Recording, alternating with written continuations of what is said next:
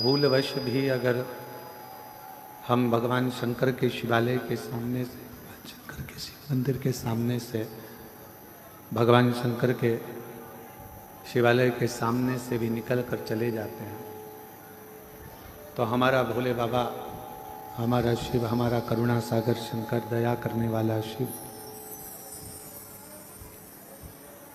एक ना एक दिन ऐसी करुणा करता है, ऐसी दया करता है,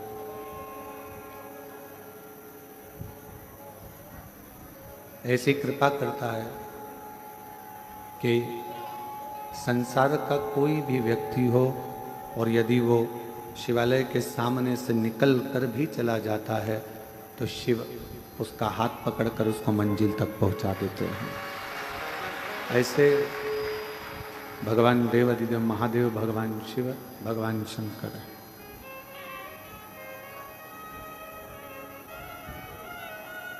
जैसे अंधेरा हो गया बहुत ज्यादा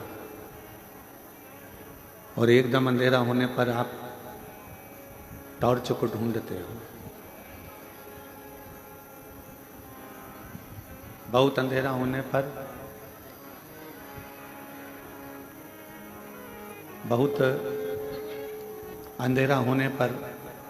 टॉर्च को ढूंढा जाता है,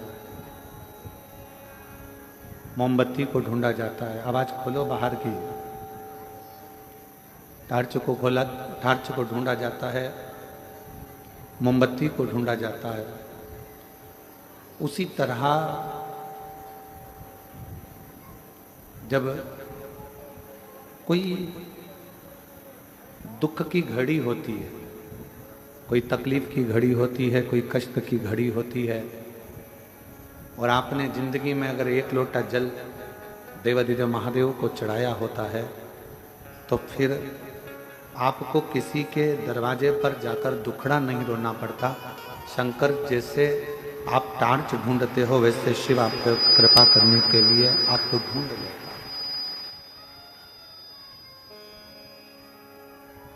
भगवान शंकर करुणा करने वाले, कृपालु, दयालु भगवान शिव फिर आपको ढूंढते हैं। और मैंने तेरे ही भरोसे बाबा, तेरे ही भरोसे हवा उड़ती जावागी बाबा, ढोल हटो छड़ीला में कटी जावागी। भोले मैं तेरी पतन, शंभो मैं तेरी पतन, हवा उड़ती जावागी बाबा, ढोल हटो छड़ीला में कटी जावागी। एक बार जल चढ़ाने वाला, एक बार शिवालय तक जाने वाला, एक बार भगवान शंकर की अविरल भक्ति को धारण करने वाला, भगवान शिव को अपना गुरु मान लेने वाला जिंदगी में कभी अकेला नहीं रहता, उसके साथ शिव हर पल रहता। भगवान शंकर उसके साथ हर पल, हर घड़ी, हर क्षण रहते। काशी के एक राजा हुए हैं दिवोदास।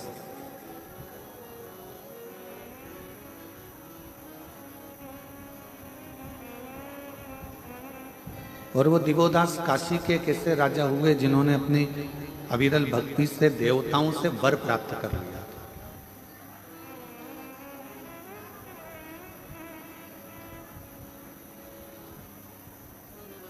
जब जब दिवोदास ब्रह्मा जी को याद करते तो ब्रह्मा जी उनके सामने आ जाते। जब जब भगवान इंद्र को याद करते, इंद्र उनके सामने आ जाते। और ये होता कब है? जब आपकी भक्ति, विश्वास दृढ़ हो जाए, जब आपका भरोसा दृढ़ हो जाए, तब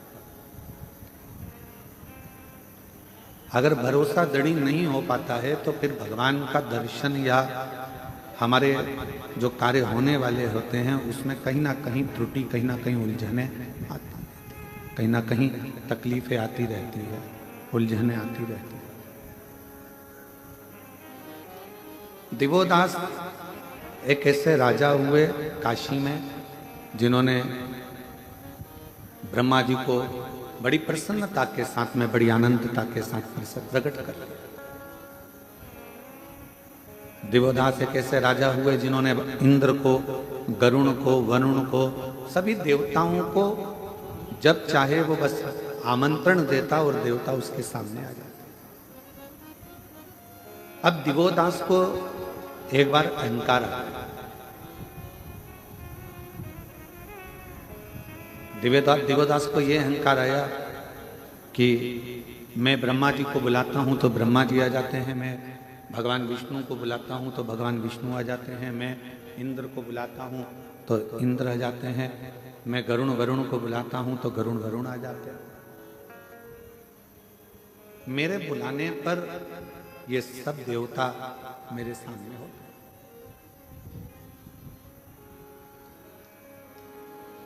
इन सबको मैं निमंत्रण दूं और ये आ जाए। एक दिन शिवजी के मन में राम नाम की अविरल भक्ति चल रही थी। और आपको पहले भी कथा में कहा कि हमारे देवताओं में कोई भेद नहीं। मेरे राम ही शिव हैं, शिव ही राम हैं, कृष्ण ही शिव हैं, शिव ही कृष्ण हैं, विष्णु ही शिव हैं, शिव ही विष्णु हैं, ब्रह्मा ही शिव हैं, शिव ही ब्रह्मा हैं। हमारे देवताओं में कोई भेद नहीं। भेद हमारी बुद्धि में। एक ट्यूबलाइट उजाला करती है कि नहीं करती है? जम के बोलो, करती है। बल्ब उजाला करता है कि नहीं करता? करता। हेलोजन उजाला करती है। प्रकाश ट्यूबलाइट से भी हो रहा है, प्रकाश बल्ब से भी हो रहा है, प्रकाश हेलोजन से भी हो रहा है, और प्रकाश जो भी लाइट है वो प्रकाश कर रही है, वो उजाला कर रही है। आकृति अलग अलग है, वॉट अलग अलग है। कोई 9 वाट का है, कोई 10 वाट का है, कोई 15 वाट का है, कोई 20 वाट का है, कोई 50 वाट का है। हेलोजन अलग वाट का है, ट्यूबलाइट अलग है, बल्ब अलग है, पर सबका काम क्या है? सबका एक काम है, प्रकाश करना। बल्ब का काम भी प्रकाश करना है, ट्यूबलाइट का काम भी प्रकाश करना है, हेलोजन का काम भी प्रकाश करना है, और जो छोटी मोटी लाइट होती हैं उनका काम भी प्रकाश करना है। डिजाइन अलग है, वॉट अलग है, नाम अलग है, सब कुछ अलग है, पर सबका काम प्रकाश करना है। उसी तरह चाहे तुम राम कह लो, चाहे तुम कृष्ण कह लो, चाहे तुम विष्णु जी का नाम ले लो, चाहे तुम ब्रह्मा जी का नाम ले लो, चाहे तुम दुर्गा भवानी का नाम ले लो, चाहे तुम अपने कुल देवता का नाम ले लो, चाहे तुम अपने पितृ देवता का नाम ले लो, चाहे तुम अपने देवाधिदेव महादेव का नाम ले लो, चाहे तुम काल भैरव का नाम ले लो, तुम्हारी मर्जी पड़े तुम जिसका नाम लो। जैसे बल्ब, ट्यूबलाइट, हेलोजन सबका काम प्रकाश देने का है, उसी तरह सारे देवताओं का काम तुम्हें मुक्ति देने का है, मोक्ष देने का।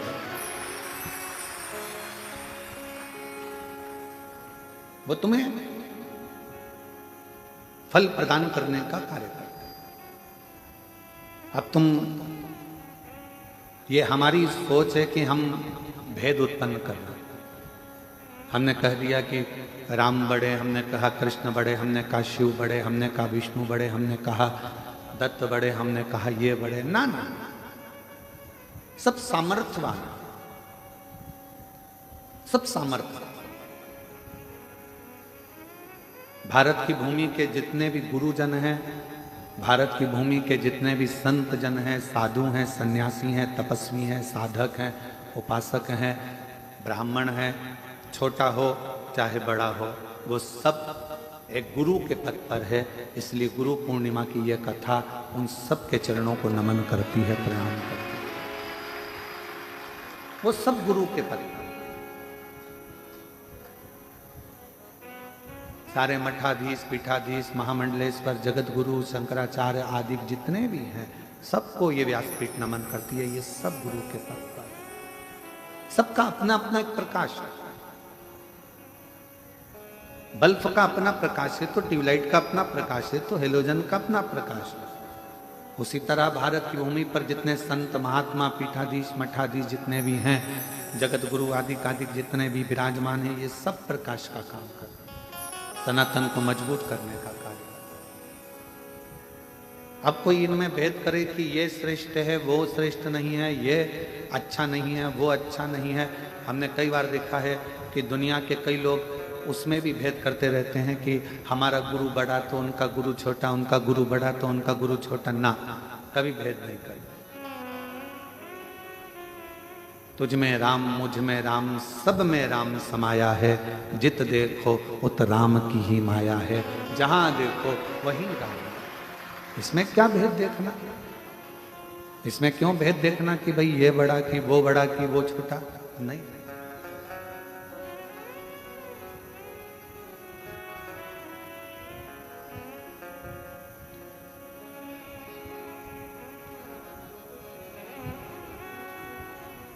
किसी ने पूछा, गुरुजी दिवोदास की कथा आपने कही और दिवोदास भगवान को बुलाता था और भगवान आ जाते थे। जब भगवान को बुलाता और भगवान आ जाते तो दिवोदास के मन में यह अहंकार कहां से प्रकट हो, यह अभिमान कहां से? एक बात बहुत सावधानी से सुनिएगा। जो ज्यादा दान करता रहता है, खूब दान करता रहता है, उसको धीरे धीरे अहंकार आना चालू हो जाता है। जो ज्यादा भजन करता रहता है, उसके भी हृदय में, जैसे देव ऋषि नारद हैं, उनके अंदर अहंकार आ गया था कि मेरे बराबर कोई भगवान का नाम नहीं ले सकता। जो ज्यादा दुकान पर बैठा रहता है, उसको अहंकार आ जाता है कि दुकान में ही चला। जो ज्यादा काम करता रहता है, उसको लगता है कि सारा कार्य मैं ही कर रहा हूं। और ये अभिमतता है। भगवान के करीब में रहने वाला व्यक्ति को यह सोचना चाहिए कि भगवान ने हमको इस लायक बनाया कि हम भगवान के करीब में हैं, गुरु के करीब में हैं, संत के करीब में हैं, साधु के करीब में हैं, तपस्वी के करीब में। संसार में कितने लोग हैं, गुरु चाहता तो किसी दूसरे को आज्ञा दे देता कि भैया ये कर देना, तो काम हो जाता। और क्या गुरु में वो बल नहीं होता कि वो काम कर ले? गुरु चाहे तो खुद मार्केट चले जाए, गुरु चाहे तो खुद बाजार चले जाए, गुरु चाहे तो खुद ये काम कर सकता है। वो अपने शिष्य पर आश्रित नहीं रहता।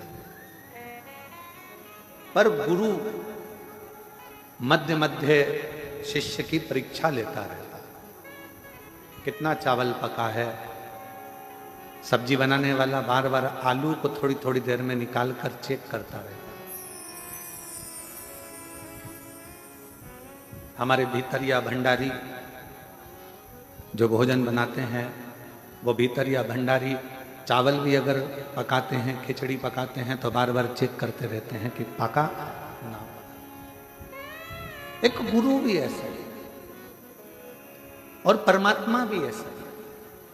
परमात्मा के करीब में जो आता चले जाता है, जो मंदिर रोज रोज जाने लगता है, धीरे धीरे उसको अहंकार आने लगता है कि मेरे बराबर मंदिर कोई नहीं चला सकता।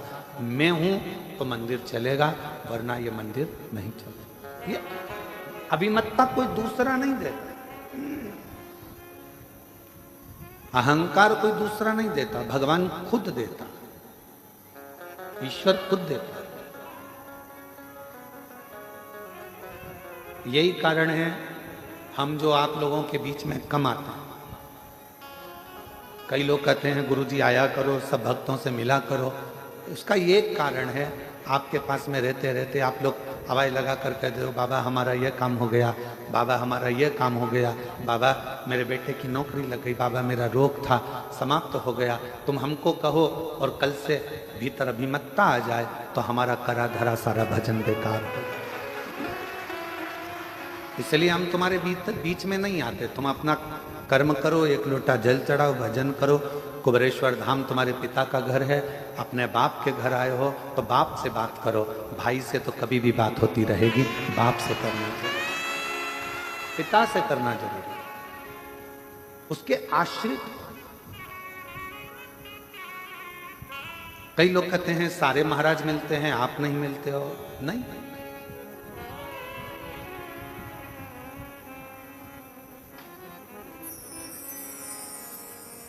दिवोदास के अंदर ये अहम उत्पन्न हो गया कि मैंने ब्रह्मा जी को बुलाया, मैंने इंद्र को बुलाया, मैं सबको बुला सकता हूं। ये अभिमतता है दिवोदास की। अब कौन समझाए कि दिवोदास को कौन बताने जाए कि महाराज तुम्हारे कहने से ब्रह्मा जी नहीं आते, तुम्हारे कहने से इंद्र नहीं आता, तुम्हारे कहने से देवता नहीं आते। तुम काशी में बसते हो और काशी के कण कण में मेरा शंकर बसता है, इसलिए देवता उनके लिए आते। काशी के कण कण में शिव बसता है, इसलिए देवता उनके लिए आते।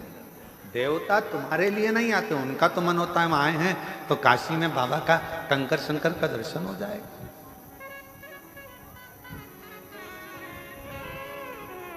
कई लोगों के मन में एक भाव उत्पन्न हो जाता है, वो तो हमारे कारण हमारे रिश्तेदार आए हैं तो उन्होंने सोचा कि चलो कुबेरेश्वर धाम दिखा दें इनको। अरे भाई, रिश्तेदार से तो पूछो, वो तुम्हारे लिए नहीं आए हैं, वो कुबेर भंडारी के लिए अपना घर छोड़कर आए। आज के जमाने में कोई रिश्तेदार फ्री नहीं है कि किसी की आएगा। वो तो केवल सीहोर में भी रिश्तेदारी ढूंढता है, तो इसलिए ढूंढता है क्यों, मासी जी तुम्हारी क्या गुरु जी से पहचान है क्या? क्यों मामा जी, क्या वो सीहोर वाले महाराज जी से तुम्हारी पहचान है क्या?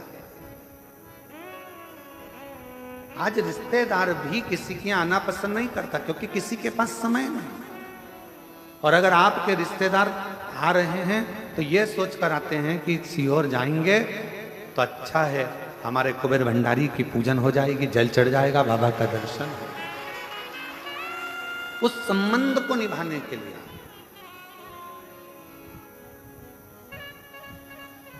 उस संबंध को निभाने, और सीधा संबंध हम आपको आज एक खड़ी खड़ी कहना चाहते हैं, किसी को बुरा लगे चाहे भला लगे।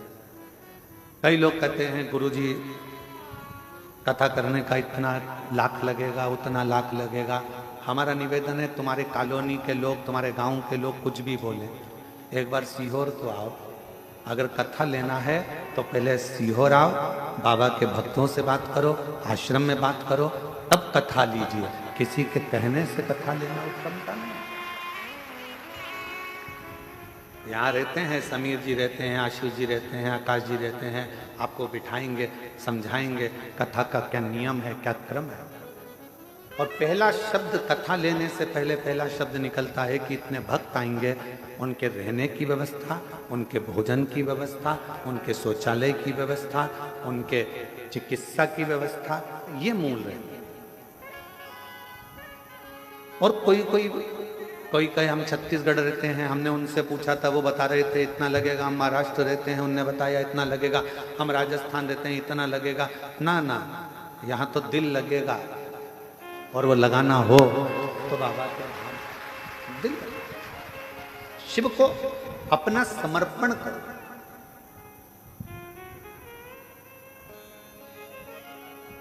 और ये समर्पण बहुत जरूरी है।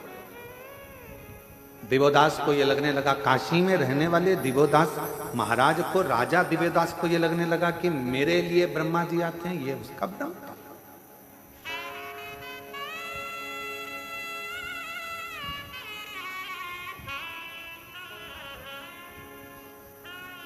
कुबेरेश्वर धाम के इस पवित्र प्रांगण में रहने वाले किसी व्यक्ति को अहंकार आ जाए कि मेरे चक्कर में इतने लोग आ रहे हैं, तो ये उसका अहंकार है।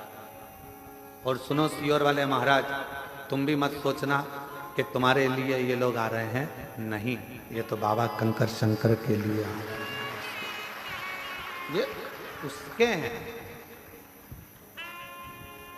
जिसकी कथा होती है ये उसको सुनने के। हमने पहले भी एक बार कथा में कहा, लोग कहते हैं सीहोर वाले महाराज की कथा, क्या को सीहोर वाले महाराज की कथा, शिव महापुराण की कथा। हम जा रहे हैं शिवपुराण की कथा में। कहाँ? सीहोर। इतना ही बोल दोगे ना कि सीहोर जा रहे हैं शिवपुराण की कथा में, तो लोगों को समझ में आ जाएगा कि कुबेरेश्वर बाबा के धाम, बाबा भंडारी के दरवाजे पर भंडार लेने के लिए। उसका नाम कुबेर भंडारी है। उसका काम केवल एक ही है, दुनिया के भंडार भरना। वो बैठा ही 12 ज्योतिर्लिंग के बीच में है। पूरा 12 ज्योतिर्लिंग का नक्शा निकाल लो, तुम मैप पे सर्च कर लो और 12 ज्योतिर्लिंग का नक्शा निकाल कर सर्च करोगे तो बीच केंद्र में कुबेरेश्वर भंडारी बिल्कुल सुई की नोक पर बैठा।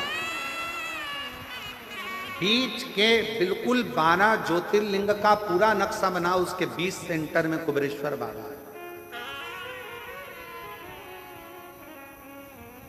क्यों बैठा हुआ? उसको मालूम है अगर कोई 12 ज्योतिर्लिंग अपने जीते जी ना कर पावे तो एक बार कुबेरेश्वर धाम चले जाएगा तो 12 ज्योतिर्लिंग का फल मिलेगा। उसको मालूम है। कोई कोई होता है नहीं जा पाया, कहीं केदार नहीं जा पाया, मल्लिकार्जुन नहीं जा पाया, नागेश्वर नहीं जा पाया, भीमाशंकर नहीं जा पाया, तो बाबा के धाम आ गया, उसका नाम ले लिया, उसका उच्चारण कर। उसको कुबेर भंडारी कहते हैं, उसको कुबेरेश्वर महादेव कहते हैं। और बहुत ध्यान लगाकर सुनना, जिंदगी में दिन आता है तो रात भी आती है, सुबह होती है तो शाम भी होता है, धूप आती है तो छांव भी आती है। ये जीवन का एक नियम है। बहुत अच्छा व्यापार चल रहा है, कभी कभी डाउन भी हो जाता है, कभी बहुत अच्छा भी चल जाता है। डाउन हो, टेंशन मत लेना। थोड़ा तकलीफ का समय आए, चिंता ना करना, बाबा पर छोड़ देना। तूने अच्छे दिन दिए हैं तो ये दिन भी बाबा कटेगा और फिर अच्छे दिन लाकर तू देगा। विश्वास करो, भरोसा करो।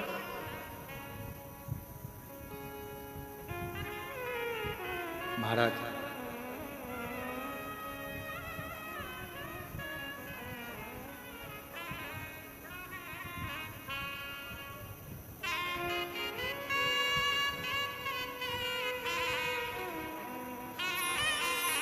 जब हम उस शिव को हृदय से, मेरे ओघड़दानी को मन से पुकारते हैं तो शिव हमारे सम्मुख होता है।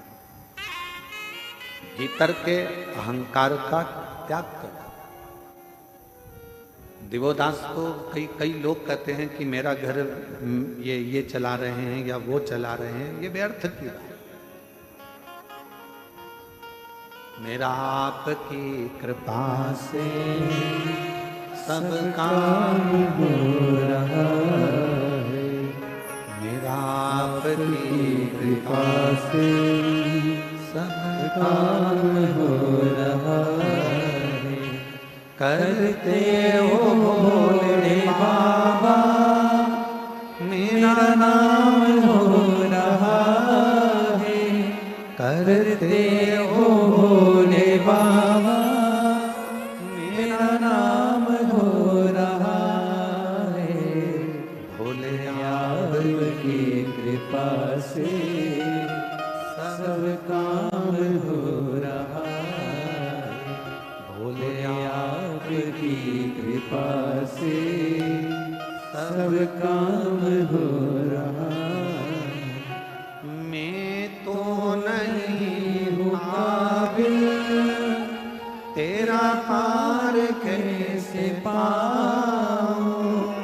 मैं तो नहीं हूँ काबिल, तेरा पार कैसे पाऊं। टूटी हुई वाणी से गुणगान कैसे गाऊं। टूटी हुई वाणी से गुणगान कैसे गाऊं। करता नहीं मैं कुछ भी, सरेआम हो रहा है। करता नहीं मैं कुछ भी, सरेआम हो रहा है। भोले आपकी कृपा से सब काम हो रहा है।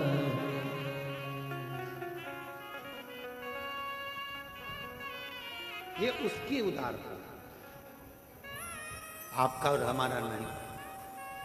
अब दिवोदास के अंदर ये अहंकार आ गया था, तो शिवजी तो राम नाम के अलमस्ती में, हृदय में राम को बिठाकर अलमस्ती में बैठे। और जिसके दिल में, जिसके हृदय में भगवान का नाम होता है ना, वो अलमस्ती में ही रहता।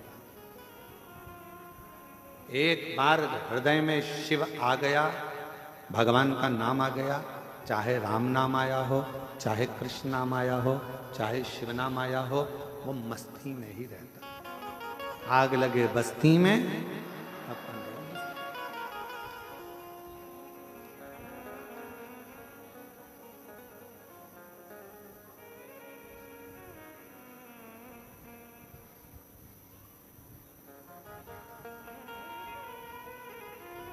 वो अपनी मस्ती में रहता है। उसको कोई मतलब नहीं है कि कौन क्या कर रहा है, क्या बोलेगा, क्या ना बोलेगा। वो तो अपनी मस्ती में जीता। और यही शिव तत्व है। इसी को शंकर जी का एक अलौकिक तत्व स्कंद पुराण का काशी खंड का 53वां अध्याय आप कभी पढ़ेंगे तो उसमें वर्णन आता है देवोदास के चरित्र का। स्कंद पुराण का 53वां अध्याय काशी खंड का जब आप पढ़ेंगे तो उसमें दिवोदास का चरित्र है। और दिवोदास के चरित्र को जब आप पढ़ेंगे, अध्ययन करेंगे, तो उसमें आपको मिलेगा बहुत सारा विस्तार से दिया है कि मेरे शंकर भगवान अपनी राम नाम मस्ती में, भगवान की मस्ती में अलमस्त होकर बैठे हुए थे। दिवोदास के अंदर ये अहंकार आ गया और एक दिन दिवोदास ने ब्रह्मा जी से एक वर और मांगी।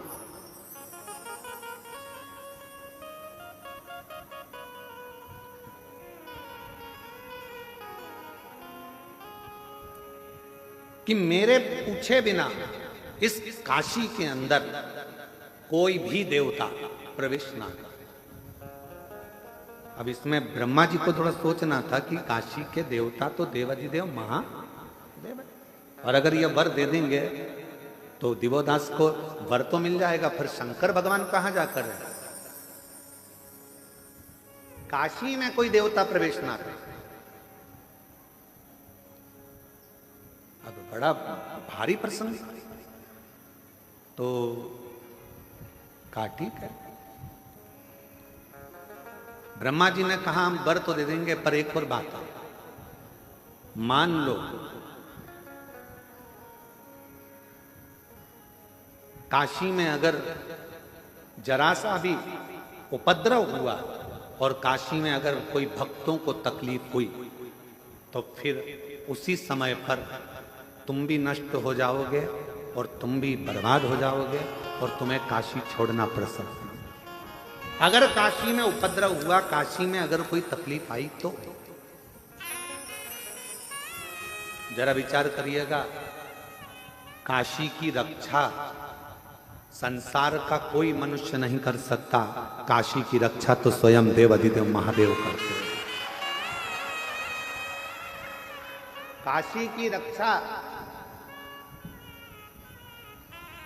कोई सोचे कि उज्जैनी की रक्षा हम करें, कोई कहे भीमा शंकर के इस प्रदेश की रक्षा हम करें, कोई कहे उस देश की रक्षा हम करें, कोई कहे इस जिले की रक्षा। ना ना, काशी में अगर विश्वनाथ जी विराजमान हैं तो विश्वनाथ खुद काशी की रक्षा करते हैं, स्वयं काशी के भक्तों में और काशी में रहने वालों को भंडार भरने का काम मेरा विश्वनाथ खुद करता है।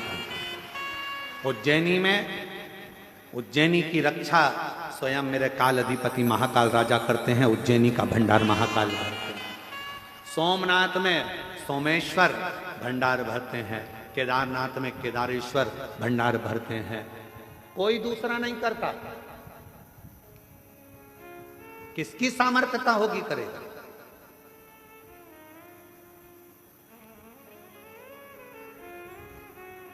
और आप पूरी लिस्ट उठाकर देखना, एक एक ज्योतिर्लिंग की पूरी लिस्ट उठाकर देखना, जितना विकास, जितनी प्रबलता, जितना वैभव शंकर भगवान के मंदिरों का है, उतना वैभव दुनिया में कहीं प्राप्त नहीं। भारत पर आक्रमण करने वालों ने कितना विचार करा था कि सोमनाथ में इतना वैभव है, सोमनाथ में इतना धन है, सोमनाथ में इतना धन, इतनी संपदा, इतना माणिक, इतना मोती, इतना हीरा, इतना पन्ना है। शिव जी के पास तो अंबानियां भरी है जी, शिव के पास क्या कमी है? ना शंकर जी के पास कमी होती है, ना शंकर के भक्त के पास कमी होती है। शिव भंडार भरा।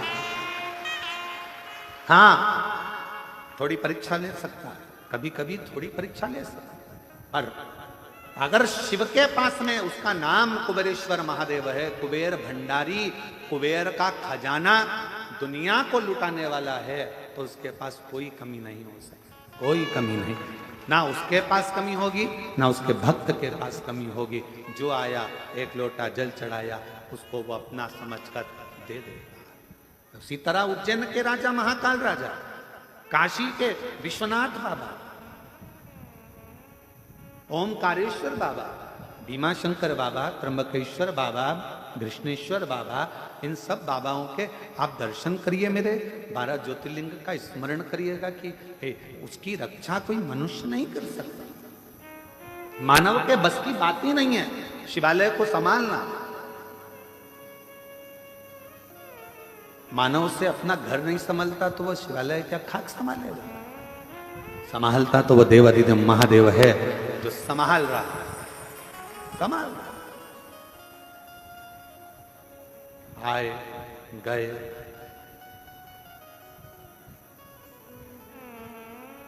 कितना सुंदर किसी ने कहा कि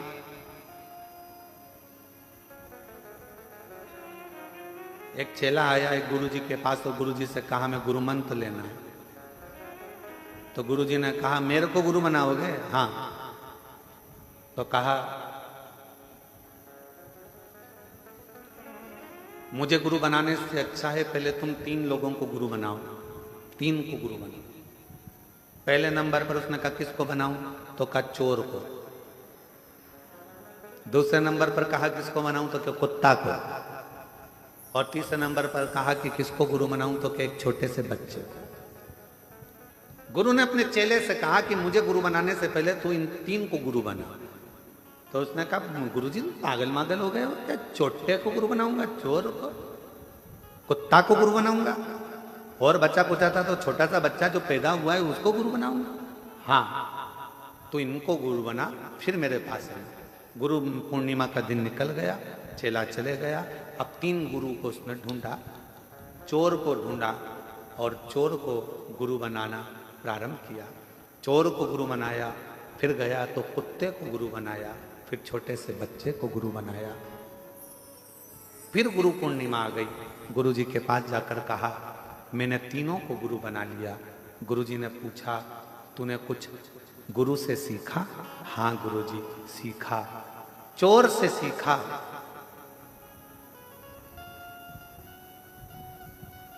कमाने का तरीका, लगन से काम करने का तरीका और अपनी दृष्टि एक कर कर चैन पर पड़े रहने का तरीका। चोर से मैंने सीखा कि दुनिया की दृष्टि इधर उधर होगी, पर चोटे की दृष्टि तो तुम्हारे गले की चैन पर। तू कितनी बार पल्लू ली, पल्लू कब हटेगा, कैसे पार करना है, लक्ष्य चोटे से अच्छा नहीं कोई बता सकता कि लक्ष्य कैसा होगा। तुम्हारा ध्यान हटा और चैन कटा, तुम्हारा ध्यान हटा और मंगलसूत्र कटा, तुम्हारा ध्यान हटा और जेब कटा, मोबाइल कटा। चोर लक्ष्य बता देता है कि ध्यान अगर परमात्मा में लगाना है तो उतनी देर, अगर तुम काम में लगे हो, किसी कर्म में लगे हो, तो परमात्मा में ध्यान बिल्कुल चोर की तरह लगाना। कहाँ जा रहा है, कहाँ गई, अभी तो यहीं थी, बाजू में गई, इधर गई, उधर गई, फिर देखा यहाँ खड़ी है, बस इंतजार करा, पीछे जाया, पीछे से गया, चैन काट ली। लक्ष्य बनाकर चला था। एक लक्ष्य जैसे चोर तुम्हारी चैन और मंगलसूत्र पर रखता है, वैसा लक्ष्य तुम्हें परमात्मा के चरण पर रखना पड़ेगा। दूसरे नंबर पर कुत्ता को गुरु बनाया, तो गुरुजी ने पूछा कुत्ता से क्या सीखा? तो कुत्ते से सीखा कि मनुष्य से ज्यादा वफादार कुत्ता होता है।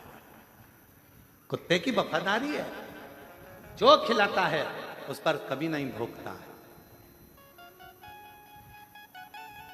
जो खिलाता है उस पर कभी नहीं भोगता है। ये कुत्ते की वफादारी है। तो गुरुजी ने पूछा तेरा कहने का सार क्या है? तो कहा कलिकाल में माँ बाप बेटे को खिलाते हैं तो भी बेटा भोगता है। कलिकाल में बच्चे को परवरिश माँ बाप करते हैं, भाई भाई को, नाते रिश्ते कुटुंब कबीले, किसी को जरूरत पड़ी देना भैया 50,000 दे दिए, वो अपना काम निकाल लिया, बाद में वही भोगने को आ गया। कुत्ते से अच्छी वफादारी दुनिया कोई नहीं निभा सकता। तीसरा गुरु बच्चा। तो कहा बच्चे से गुरुजी मैंने सीखा मासूमियत, बच्चे से मैंने सीखा भोलापन, और बच्चे से मैंने सीखा किसी ने डांट भी दिया उसके बाद वापिस उसी की गोद में जाकर बैठ गया, सोचा नहीं विचारा नहीं। और बच्चे से मैंने मासूमियत सीखी, बच्चे से मैंने भोलापन सीखा, और बच्चे से मैंने भूलना सीखा।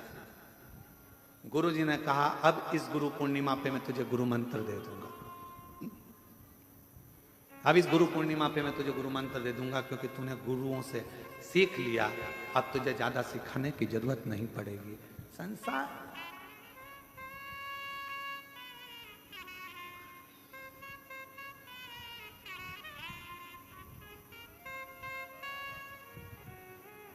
संसार एक मनुष्य गुटखा खाया, तंबाकू मला मुंह के अंदर, यहां पिचकारी मारी, वहां पिचकारी मारी, वहां पिचकारी मारी। बोलो सही है कि गलत है? अरे जम के तो बोलो। एक मनुष्य गुटखा खाकर यहां थूक दिया, वहां थूक दिया, वहां थूक दिया। मनुष्य से तो समझदार कुत्ता होता है, जो बाथरूम भी करता है तो जमीन पर नहीं करता, दीवार पर करता है। क्यों? कुत्ता से पूछा गया तू ऐसा क्यों करता है? सब बाथरूम जमीन पर करते हैं तो दीवार पर क्यों करता है? तो कुत्ता भी कहता है कोई शिव का भक्त जमीन पर बैठकर भजन करता होगा, इसलिए मैंने जमीन पर बाथरूम करना बंद कर दिया। ये मानव को सीखना चाहिए, ये मनुष्य को सीखना चाहिए। जो गुटखा खाकर यहाँ वहाँ थूकते फिरते हैं, उनको थोड़ी सी कुत्ता से ले लेना चाहिए कि वो कुत्ता भी हमको ज्ञान देता है कि भूमि को शुद्ध रखना है, प्रकृति को हरा भरा रखना है, जमीन को साफ रखना है, स्वच्छ रखना है। अपना देवालय, अपना शिवालय, अपनी धरा, अपना शहर, अपना गांव, अपनी भूमि साफ होना चाहिए, शुद्ध होना चाहिए, निर्मल होना चाहिए। पर हम समझ नहीं पाते। एक गुरु ने 3 के पास भेजा था और वो तीनों बड़े प्रबल थे महाराज, तीनों बड़े प्रबल।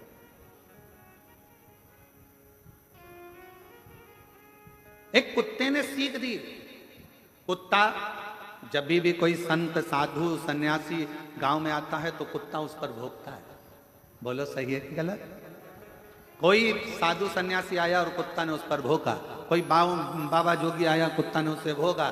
तो फिर कुत्ते से पूछा क्यों रे, अकल नहीं है, बहुत बड़े संत हैं और तू उन पर भौंक रहा है? तो कुत्ते ने कहा भैया देखो, मैं इसलिए भौंक रहा हूं कि वो दरवाजे दरवाजे जाकर मांग रहा है।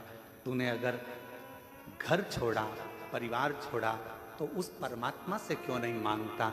गांव गांव में आकर क्यों मांगता है? क्यों?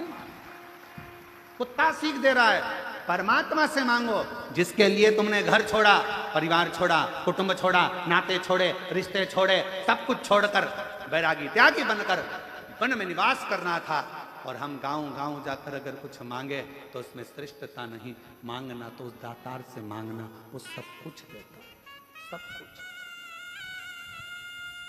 दुनिया का सारा सुख देता, सारा।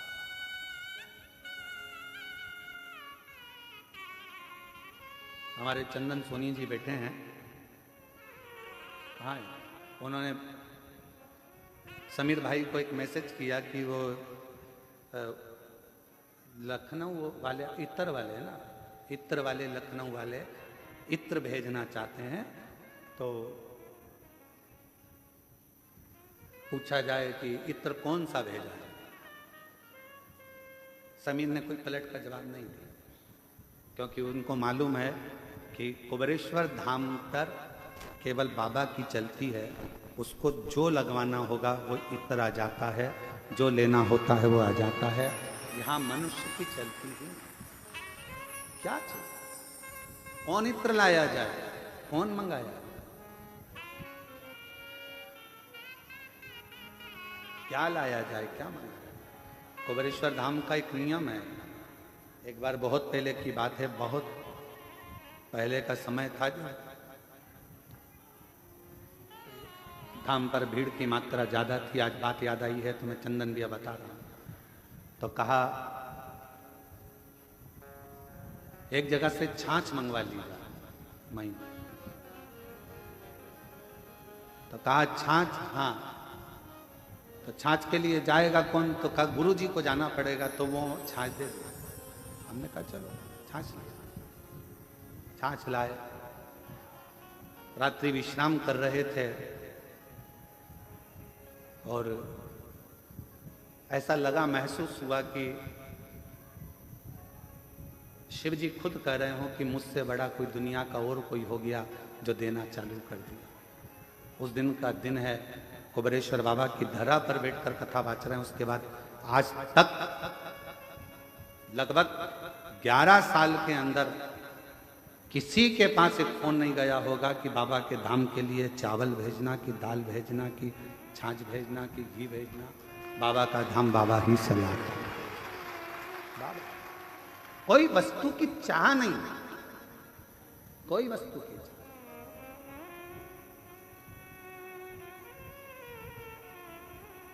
कोई वस्तु की चाह। और इतना मेरे बाबा का भंडारा, इतना भंडारा रोज का चलता है, और रोज कहां से आता है, कहां जाता है। जरा विचार करिएगा, 50,000 यात्री रोज का सुबह से शाम तक भोजन करता है। सुबह से शाम तक भोजन करता है 50,000 यात्री। रोटी, सब्जी, मीठा, नमकीन, खिचड़ी सब बनता, रोज का बनता। ये मत सोचो कि तुम आज भंडारे में भोजन, बस इतना अंतर आ गया कि अंदर की जगह बाहर टेंट लगा दिया गया, पर भोजन जो तुम कर रहे हो ये भोजन रोज बनता प्रतिदिन।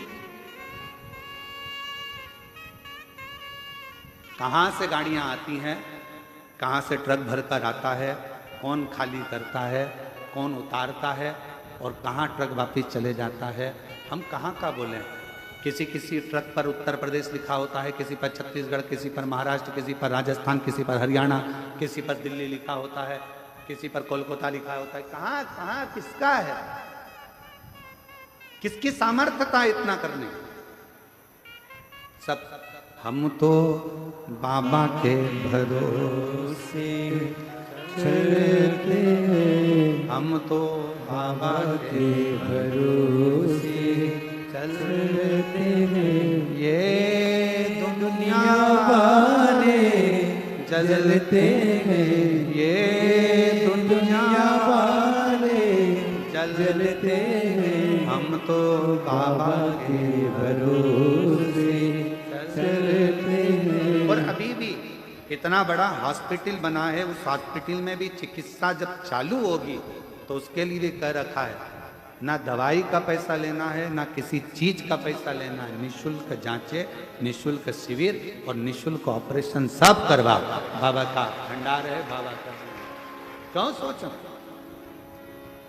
गुरुकुल भी खुले तो बच्चे की पूर्ण शिक्षा, उसके वस्त्र से लेकर उसके भोजन व्यवस्था, उसके लैपटॉप, उसकी कॉपी किताब, उसका पढ़ने का, एजुकेशन का, हिंदी माध्यम, अंग्रेजी माध्यम, संस्कृत माध्यम पूर्ण होना चाहिए। और कोई शुल्क एक भी उसके माता पिता से ना लिया जाए, और उसकी पूर्ण शिक्षा कॉलेज तक, शिक्षा भी उसकी निःशुल्क हो।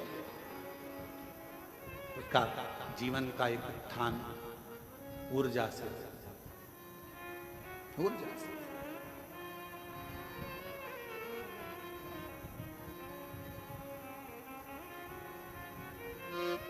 और उसकी सेवा ही मूल है। शिव कथा कर रही है, दिवोदास के अंदर अभिमत्ता का एक तत्व आ गया, और उसने कह दिया कि मेरे इस काशी में बिना पूछे मेरे राज्य में किसी का प्रवेश नहीं। वर दिया। पर एक बात याद रखना, अगर काशी में थोड़ा सा भी उत्पात हुआ, काशी में अगर थोड़ी सी भी तकलीफ आई तो तुम बर्बाद हो जाओगे, नष्ट हो जाओगे और तुम्हें छोड़ना पड़ेगा काशी को। कहा मेरे होते हुए काशी में उपद्रव नहीं हो सकता। और फिर निवेदन करूं, शंकर के धाम को, शिव की भूमि को शिव ही संभालते हैं, किसी की सामर्थ्यता नहीं कि कोई दूसरा संभाले। काशी किसकी है? विश्वनाथ बाबा की। किसकी है? विश्वनाथ बाबा। उज्जैनी किसकी है? राजा महाकाल, वो संभाले। गुरु पूर्णिमा महोत्सव की यह कथा आज विराम की ओर जाएगी। कहते हैं मेहमान जाते जाते बच्चों के हाथ में कुछ देकर जाते हैं, तो ये तो तुम्हारे पिता का घर है। मेरा कुबेर भंडारी भी अपनी बेटी और दामादों को खाली नहीं भेजेगा, लिफाफा देकर जरूर भेजेगा। अपने पिता के घर आए हो तो वो कुबेरेश्वर बाबा दिए बिगर नहीं भेजेगा, फिर बुलाएगा। ठीक।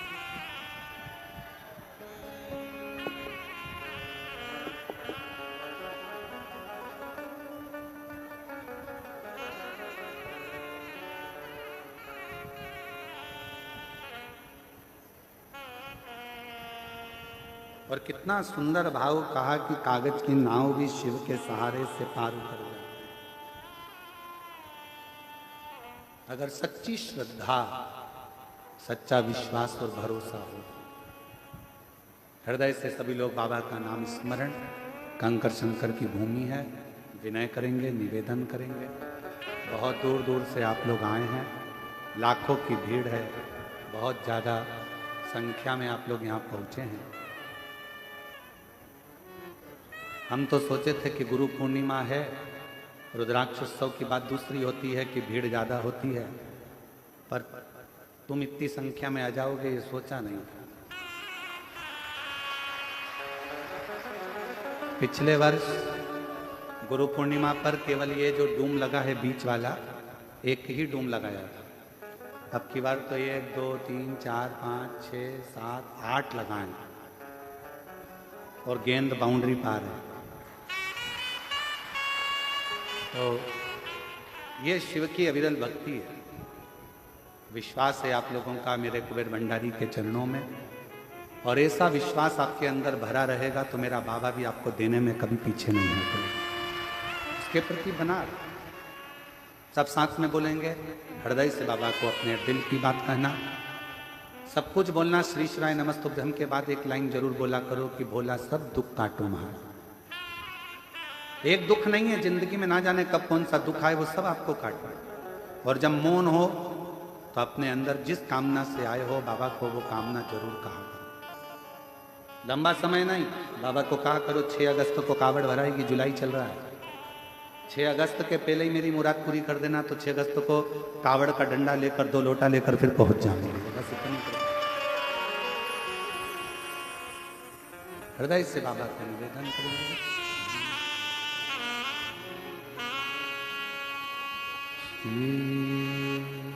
शिवाय नमस्तु,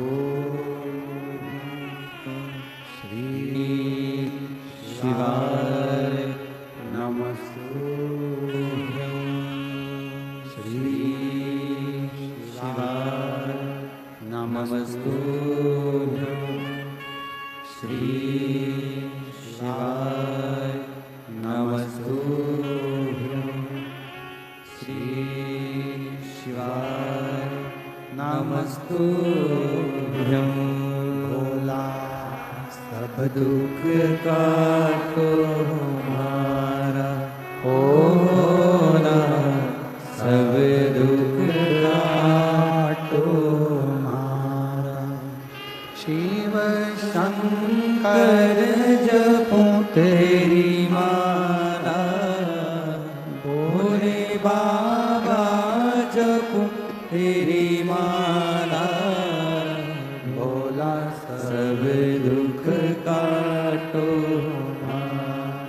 ओ भोला सब दुख काटो वेश है मंगल मंगलकारी, वेश है मंगल मंगलकारी। शमशान वासी हमारा, शमशान वासी हमारा, ओ भोला सब दुख काटो हमारा, ओ भोला सब दुख काटो हमारा।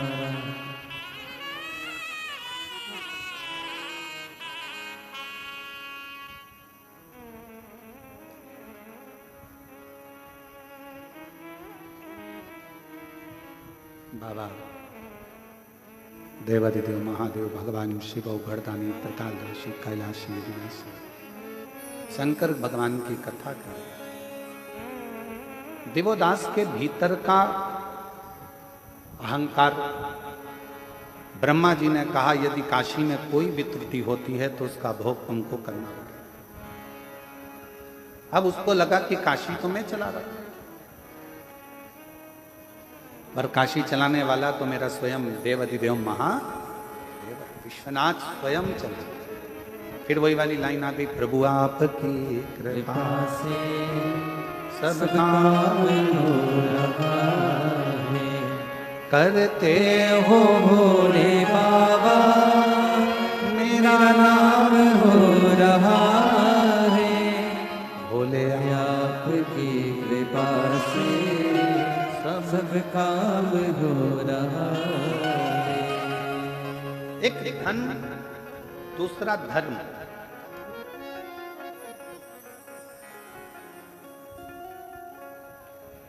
ये व्यक्ति के चलने का तरीका, बोलने का तरीका, व्यवहार बदलता है। एक धन भी बदलता है और एक धर्म भी बदलता है। धन जब बढ़ता है तो व्यक्ति के भीतर से अहंकार निकलना प्रारंभ होता है। अभिमान के शब्द निकलेंगे, अभिमत्ता के शब्द निकलेंगे, आड़े टेढ़े शब्द निकलेंगे। धन बढ़ेगा तो वाणी भी संभलेगी नहीं, अब शब्द कहने के लिए ललायित है। इसलिए शिव महापुराण की कथा कहती है धन से ज्यादा धर्म को बढ़ाना है। धर्म बढ़ेगा तो विनम्रता बढ़ती है, नम्रता बढ़ती है और सहजता बढ़ती है। हमारा सनातन धर्म विनम्रता देता है, सहजता देता है, सरलता देता है। दिवोदास के पास में राजसी ठाट था, अभिमत्ता आ गई थी, अभिमान आ गया था, अहंकार आ गया था कि काशी को मैं संभाल लूंगा। और निवेदन है काशी को कोई नहीं संभाल सकता, काशी काशी है, उसको तो काशी का वासी और देवादिदेव महादेव ही संभाल। एक काशी का वासी जिसको शिव ने बुलाया,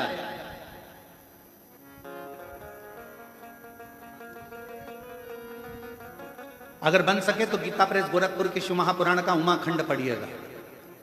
उस उमाखंड में आप पढ़ेंगे, स्वयं वेद व्यास जी वर्णन करते हैं।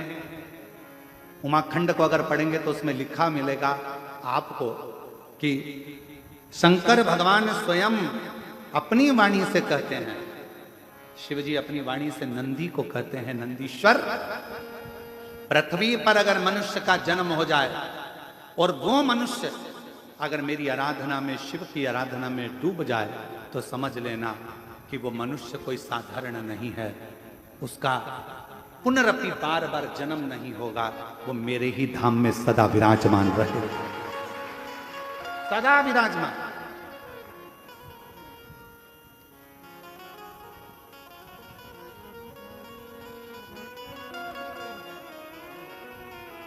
इसलिए कभी कभी अकड़ में तुम कह सकते हो फिर मिलेंगे, चिंता मत करना। तो वो एक लाइन है ना, जन्म जन्म का साथ है तुम्हारा हमारा।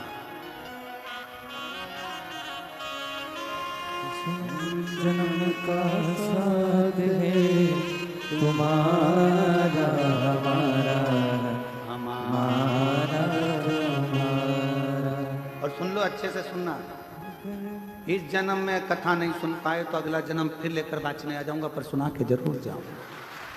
अगर न मिलते इस जीवन में लेंगे जन्म दोबारा, अगर न मिलते इस जीवन भोरे भोरे बाबा, अगर तुम इस जन्म में शिव महापुराण की कथा ना देते, कुबरेश्वर धाम ना देते, आपकी भक्ति ना देते, तो लेंगे जन्म दोबारा और जन्म जन्म का साथ है तुम्हारा हमारा, हमारा तुम्हारा। कहीं कहीं नहीं जाना, अपने को तो यही रहना, बस उसकी शरणागति में, उसका भजन, उसका स्मरण। शिव कह रहे हैं उमा संहिता में, शिव महापुराण गीता प्रेस गोरखपुर की लेकर आओ, उमा संहिता पढ़ो, उसमें लिखा है मनुष्य शरीर मिलने के बाद अगर मनुष्य मुझे भजता है, मेरे शिवालय तक आता है, मुझ में मन लगा लेता है, हे नंदी, तो वो संसार में अगला जन्म ना लेकर कभी नहीं भटकता, कभी उसको दुख नहीं आता, वो मेरे धाम में सदा मेरा होकर रहता, मेरा हो। इसलिए अपन को डरना मरना नहीं किसी से। शिव हमारे और हम शिव। काशी गए हो कभी? कभी काशी जाओ तो काशी के लोग बड़ी दमदारी से कहते हैं सब दूर घूमे होगे, ये काशी है, काशी महाशमशान, ये काशी है। सावधानी से रहना, यहाँ रहना तो भजन करना, यहाँ रहना तो कीर्तन करना, यहाँ रहना तो अपने घर के पास में शंकर के शिवलिंग को जल चढ़ाते रहना, तो काशी तुमको बहुत फलीभूत होती रहेगी, बढ़ाती रहेगी। काशी में जाने पर, काशी में पहुंचने के बाद लाभ मत देखो अपना कि मुझे काशी से कितना लाभ मिलेगा। काशी में जाने के बाद ही देखो कि लाभ के दादाजी कब मिलेंगे।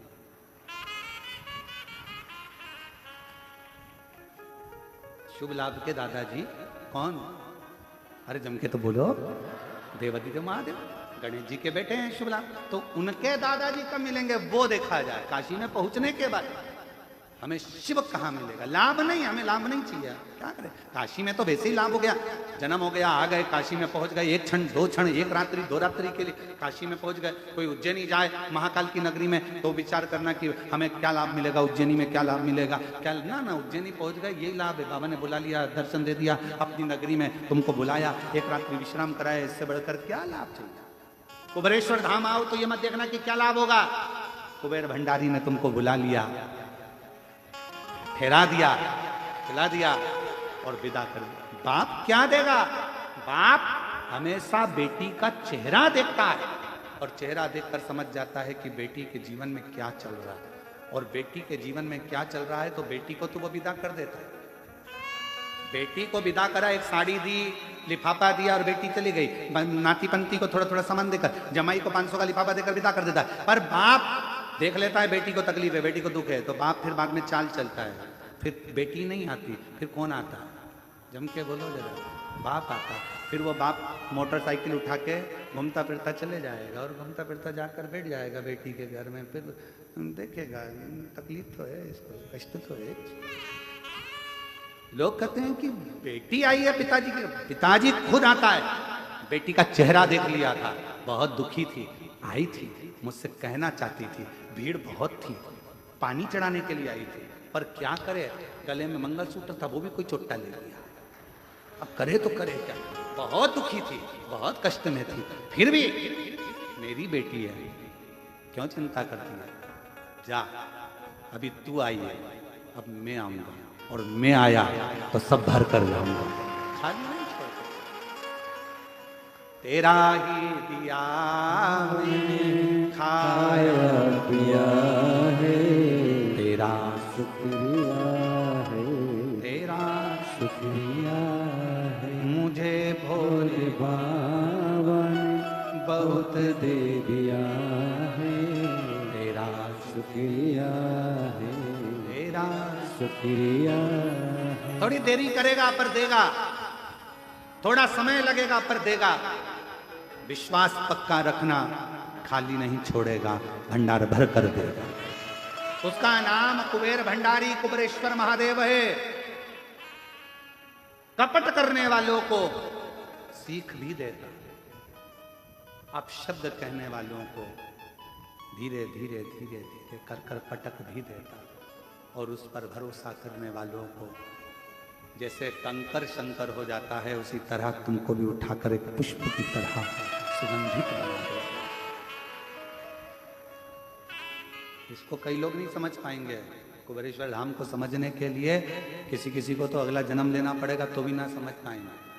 इसको समझने के लिए पूरी जिंदगी निकल जाएगी तो नहीं समझेगा कि यहाँ क्या है। क्या है जो रेलवे स्टेशन से लोग दंडवत करते आ रहे हैं? क्या है पूरी दुनिया का लोग, पूरा भारत का लोग, और भारत तो भारत, अब विदेश के लोग भी आने लगे। ये अमेरिका वाले बैठे होंगे यहाँ पर। कहाँ बैठे हैं अमेरिका वाले? अमेरिका वाले बैठे ना, कहाँ बैठे? कहीं बैठे हो तो जरा खड़े। ये अमेरिका से आते हैं और केवल गुरु पूर्णिमा रुद्राक्ष उत्सव में अपने घर नहीं जाते। अमेरिका से सीधे भोपाल, मुंबई, मुंबई से भोपाल, और भोपाल से सीधे यहाँ, और यहाँ 7 दिन रहकर 5 दिन रहकर केवल सेवा करना, और सेवा करने के बाद वापिस अमेरिका चले जाते हैं। और हर बार आते हैं और बाबा से विनती करने के लिए आते हैं। अगली कथा, और अभी भी इनकी कथा लगी हुई है अमेरिका की, वीजा वीजा सब करवा कर हर बार ऐसे कई सालों से चले आ रहे हैं। बैठे शिव तत्व है, केवल देश नहीं विदेश तक के वक्त केवल बाबा को रिझाने के लिए। केवल इसको समझना, इस भूमि को जानना, इस भूमि को समझना बहुत कठिन है। पूरी जिंदगी निकल जाएगी लोगों की, पूरा जीवन। और फिर निवेदन है मेरी जीजियों, अगर कुबेरेश्वर बाबा की धरा पर आप आए हो, दिल से अगर आपने प्रार्थना करी है, एक लोटा जल चढ़ाकर कंकर शंकर की आराधना करी है, घबराना नहीं, विश्वास पक्का रखना, पशुपति व्रत करना, बाबा से विनय करना। मेरा बाबा थोड़ी देरी करेगा पर देगा जरूर, तुम्हारी झोली में खुशियां जरूर, खुशियां जरूर करेगा, वो देता है। दिवोदास का अहंकार, दिवोदास ने कहा मेरी नगरी में कोई का प्रवेश नहीं होना चाहिए। ब्रह्मा जी ने कहा ठीक, पर नगरी में उपद्रव नहीं होना चाहिए, नगरी में उपद्रव नहीं होना चाहिए। इस नगरी में आकर कुबेरेश्वर बाबा की धरा पर अगर आप आए हो, बहुत नम्रता से व्यवहार करो, बहुत नम्रता से बात करो, बहुत प्रेम से रहो। इतना प्रेम झलकाओ कि जिंदगी में वो प्रेम बाबा शंकर तुम्हारे यहाँ पर आकर भी तुमको उस प्रेम में डुबोना चालू कर दे। वो प्रेम दर्शा। यहाँ आकर क्रोध करना, अपशब्द कहना, आड़ा टेढ़ा कहना, चिल्ला चोट करना, ये श्रेष्ठता नहीं, श्रेष्ठता नहीं।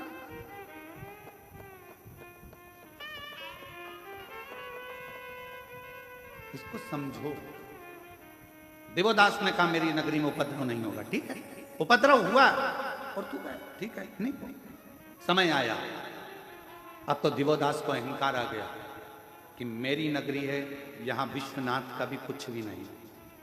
बाबा के पास सूचना गई, बाबा अब तो दिवोदास अहंकार में डूब गया, क्यों चिंता कर।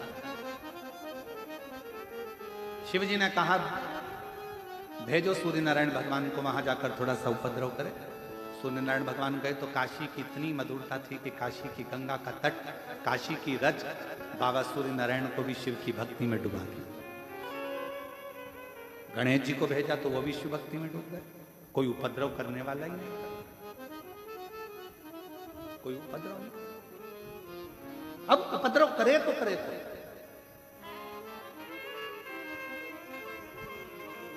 एक शिवजी का गण था जिसका नाम था कुक्कुट।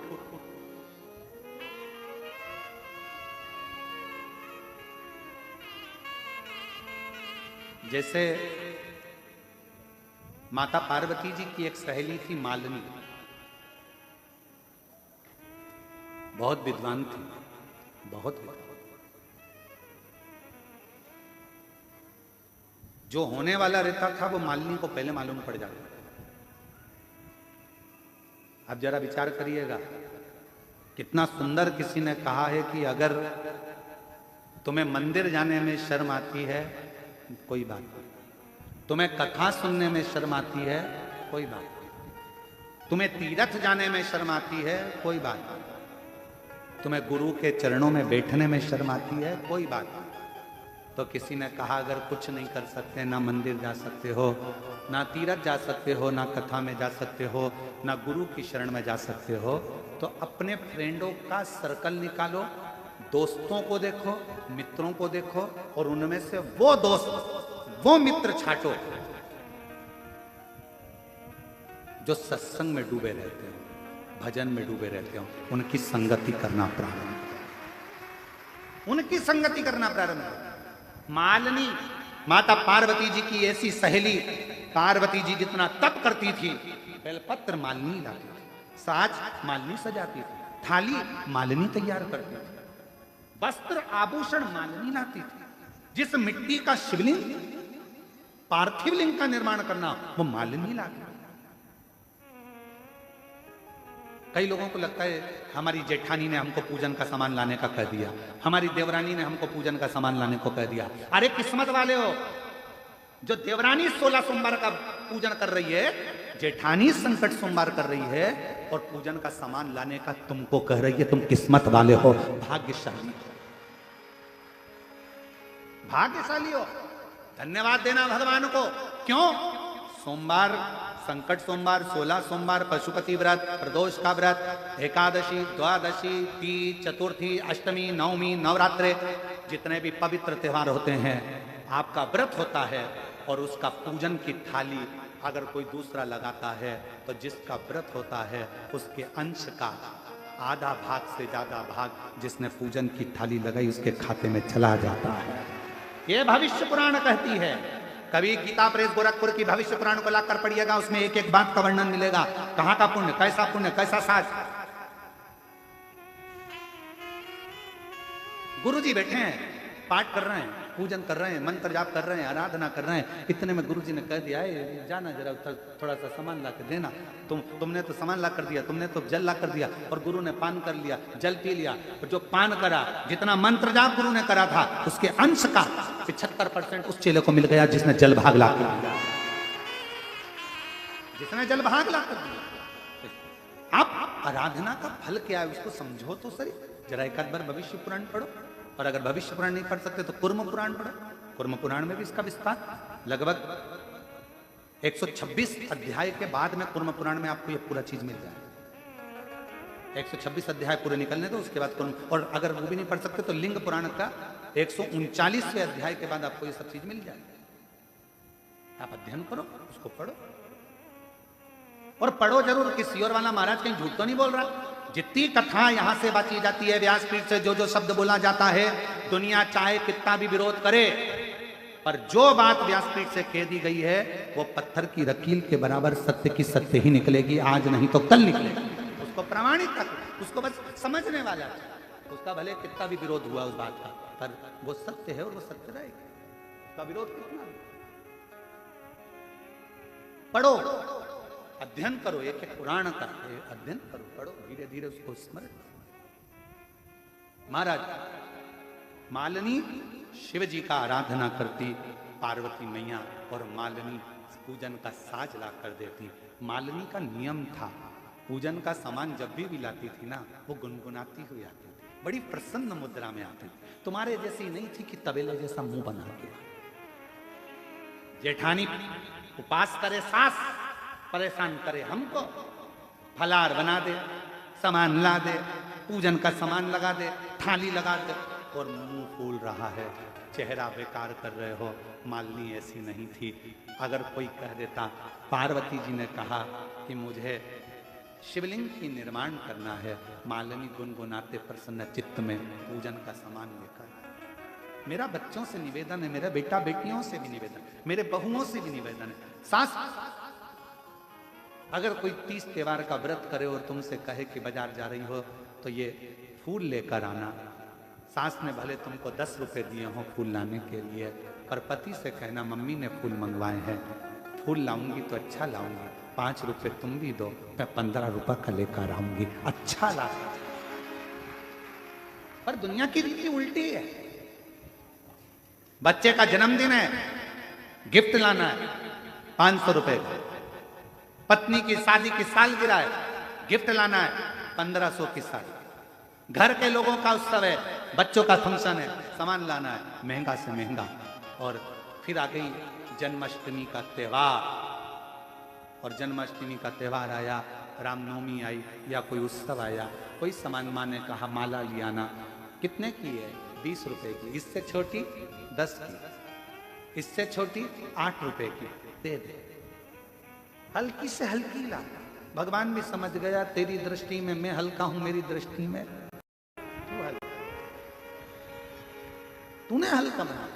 जैसे कथा आई थी ना, सुनी थी कथा, गाय की रोटी छोटी, तो शिव जी मुस्कुराकर हंसने लगे, ठाका लगा कर, ये रोटी तो छोटी है, गाय की रोटी छोटी, उसको हल्का ना समझ, श्रेष्ठ समझे, श्रेष्ठता प्रदान कर, श्रेष्ठ।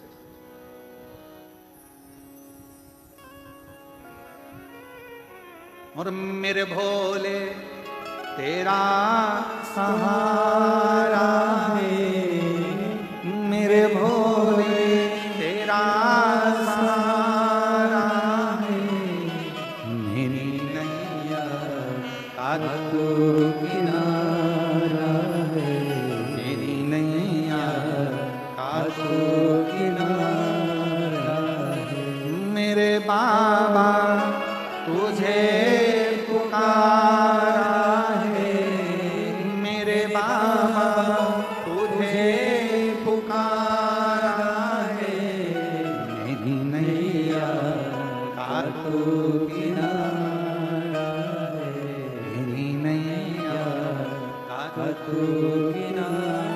श्रेष्ठता में दीजिए।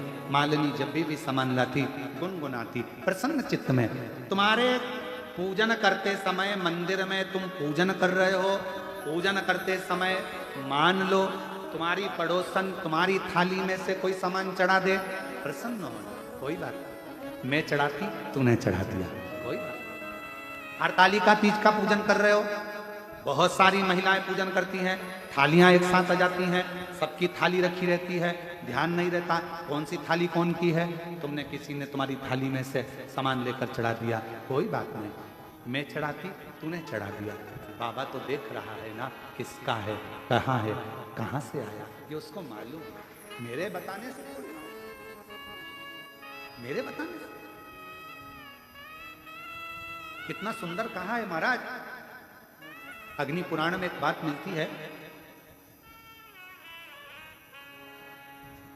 संध्या माने, संध्या माने पूछ लिया क्या छाया से, क्यों भगवान सूर्य नारायण कहाँ है, स्वामी कहाँ है? छाया ने कहा वो बैठे हैं और शिव नाम का जाप कर रहा। केवल छाया ने संध्या मां को उंगली उठाकर मां यमुना जी की माता को केवल उंगली उठाकर बताया था, छाया मां ने संध्या मां को, कि वो देखो सूर्य नारायण भगवान शिव जी का जाप कर रहा। और संध्या मां भगवान भास्कर देव जहां बैठे थे उस वो बड़ी, और जो बड़ी तो शास्त्र कहता है कि जो सूर्य नारायण भगवान तप कर रहे थे, केवल संध्या उस पथ पर बड़ी थी और सूर्य नारायण भगवान जो तप कर रहे थे उस तप का आधा हिस्सा मां संध्या के ओर चले गया था, उस तप का आधा हिस्सा। कितनी प्रबलता। कोई ने पूछा क्यों साहब हमें भूख लग रही है, हम कुबेरेश्वर धाम आए हैं, भैया भोजन की व्यवस्था कहां पर है? आपने कह दिया इधर से पीछे चले जाओ और साइड में भोजन की, हम पहले आए थे तो यहाँ भोजन मिलता था, अभी कथा चल रही है ना इसलिए पीछे भोजन की व्यवस्था है। भंडारा किसका? जिसने दान करा। बनाने वाला कोई, देने वाला कोई, खिलाने वाला कोई, केवल आपने उसको मार्ग बताया कि यहाँ से पीछे चले जाओ। अगर उसने जाकर पेट भरकर भोजन करा, उसके भोजन करने पर उसके पुण्य का आधा हिस्सा आपके खाते में चले जाता है, पुण्य का हिस्सा। क्यों भैया कुबेरेश्वर धाम कहाँ है? रेलवे स्टेशन पर आ गए, पूछा हमें बाबा धाम जाना है, कुबेरेश्वर धाम जाना है। तुमने प्रसन्न चित्त में कहा जाओ जाओ, बहुत अच्छे से जाओ, भैया ऑटो मिल जाएगा, मैं रोक देता हूँ गाड़ी, मैं बुलाता हूँ गाड़ी, रुको रुको जरा, रुको जरा। गाड़ी आई, तुमने कहा बैठो, ये कुबरेश्वर धामी ऑटो जा रहा है, बैठ जाओ इसमें, चले जाओगे। आपने मार्ग बताया, वो वहां तक पहुंचा। उसके जाने का पुण्य तुम्हारे खाते, उसके बताने का पुण्य तुम्हारे खाते।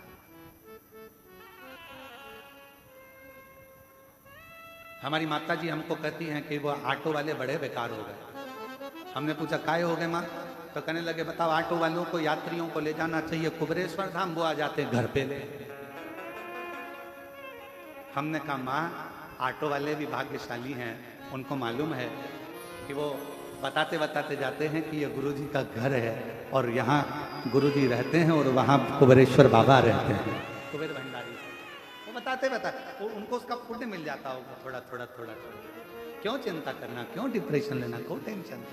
अरे बेचारे परेशान होते हैं, आते हैं, खड़े रहते हैं, तुम तो रहते नहीं हो, और वो बेचारे यहाँ खड़े होकर जाते हैं, बड़ा दिल दुखता है। हमने कहा माँ, तुमको लगता है कि दिल दुखता है, पर उनको चेहरे पर प्रसन्नता रहती है कि हमने गुरु का घर भी देख लिया। उनके चेहरे पर प्रसन्नता रहती है, उनका भाव शुद्ध है, उनका भाव निर्मल। क्या सोचना, मार्ग बताना। और ये कथा आती है श्रीमद् भागवत में, हमने कई बार इसका वाचन पूर्व में स्मरण किया। एक गांव का व्यक्ति शहर में पहुंच गया, लड़के का पता था, छोटा सा एड्रेस था, एड्रेस लेकर गया। भैया बताओ तो जरा ये मेरा बेटा कहाँ है? कोई बताए नहीं, धुतकार दिया। किसी एक व्यक्ति ने इशारा कर कर बताया कि उधर रहता है।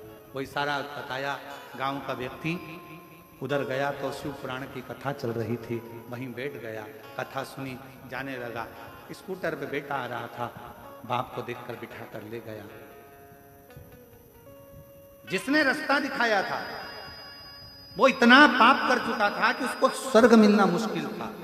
पर मरने के बाद चित्रगुप्त महाराज से पूछा गया, इसके पाप और पुण्य गिनो। चित्रगुप्त महाराज ने कहा, इसने जिंदगी में पाप ही पाप करा है, केवल एक पुण्य करा, शिव महापुराण का रास्ता दिखाया था। इतने में धर्मराज बोले, रास्ता नहीं दिखाया था, उस गांव के व्यक्ति को उसके बेटे का एड्रेस बताया था। वो तो गांव वाला जाकर बैठ गया कथा में, कुछ भी हो पर कथा में तो गया था ना, उसका पुण्य का हिस्सा इसके खाते में डाला जाए और इसको भी स्वर्ग का रास्ता दिखा दिया जाए। इसने कथा का रास्ता दिखाया, इसे स्वर्ग का रास्ता दिखा, पुण्य का पाप हमारे खाते में। मालिनी माता पार्वती जी की सहेली प्रसन्न होती थी, आनंदित होती थी और प्रसन्न मुद्रा में सेवा का कार्य लेकर आती। गुरु की आज्ञा हो, मंदिर की सेवा हो, भगवान का काम हो, घर के अंदर प्रसन्नता होना चाहिए। मालूम पड़े घर में एक तो अच्छा काम कर रहा है, पति का मुंह फूला। कौन ने कहा था तेरे को पशुपति व्रत करने का? देवरानी का मुंह फूले, जेठानी का मुंह फूले, परिवार का मुंह फूले, सास का मुंह फूले, ससुरा का मुंह फूले। ना ना ना, शिव पुराण की कथा कर रही है तो फिर एक काम करो, तुम व्रत भी करो तो अपने बल पर करना कि मैं पूजन की थाली भी लगा लूंगी, प्रसाद भी बना लूंगी, किसी को कष्ट नहीं दूंगी, किसी का मुंह ना फूले मेरी पूजन से, उसको तकलीफ ना हो मेरे कारण, किसी को कष्ट ना हो, किसी को कष्ट। श्रेष्ठ कर्म करा जाए और वही कर्म का आनंद हो। महाराज शिव महापुराण की कथा कर रही है, भगवान शंकर का चरित्र कराए, शिव तत्व कराए। मालिनी प्रसन्न चित्त में लेकर आती थी। समय आया एक दिन, मालिनी पार्वती मैया छोटी सी थी और बाल्यावस्था में माता पार्वती जी तुरंत वन में चली गई थी और एक गुफा के अंदर बैठकर शिवलिंग का पूजन करती थी। उनके साथ मालिनी भी गई थी। मालिनी ने देखा, पार्वती से कहा तू छोटी है। मालिनी बोली, माँ हे गोरा, तुम छोटी हो और तुम शिव जी को कैसे पहचानोगी? मान लो शंकर भगवान छोटे से रूप में आ गए और तुम उसको पहचानोगी कैसे, उसको जानोगी कैसे? मालिनी भगवान की सेवा का सामान लाती लाती इतनी विद्वान हो गई थी कि उसे आगे का भाग नजर आ, आगे का भाग नजर आ, अग्रण्य होना क्या। मालिनी ने कहा पार्वती जी से, मान लो भगवान छोटा सा रूप रखकर आ गए, तुम उसे पहचानोगी कैसे? इतने में पार्वती जी ने कहा, गोरा जी बोली, मालिनी तू कैसी बात करती है, इतना बड़ा त्रिलोकी का नाथ के इतना सा बच्चा बनकर आएगा? ना ना ना, फालतू की बात मत कर, तू तो मेरा पूजन का सामान दे। पूजन का सामान दिया, पूजन चालू है। समय बीतता गया, हिमालय राज को मालूम पड़ गया। इधर शिव जी ने पूरी परीक्षा ले ली पार्वती जी की। माता पार्वती की परीक्षा ली, ब्राह्मण का रूप रख कर आए, अनेक रूप रख कर आए। और एक दिन भगवान शंकर ने आकर पार्वती जी से कह दिया, तो चिंता मत कर पार्वती, तेरा विवाह मेरे साथ होगा, मैं तुझे ब्याह कर लेकर जाऊंगा। पार्वती जी को वचन दे दिया। वचन, कामदेव भस्म हुआ, समय आया, शिव जी की समाधि टूट चुकी थी, सब कुछ आनंद में था। अब हिमालय राज पार्वती जी को अपने घर ले गए। मेरी बेटी ने बहुत तप कर लिया, अब चल, और अब मैं तेरी नहीं सुनूंगा, तेरा विवाह कहां करना है मैं निश्चित करूंगा। हिमालय राज ने कहा।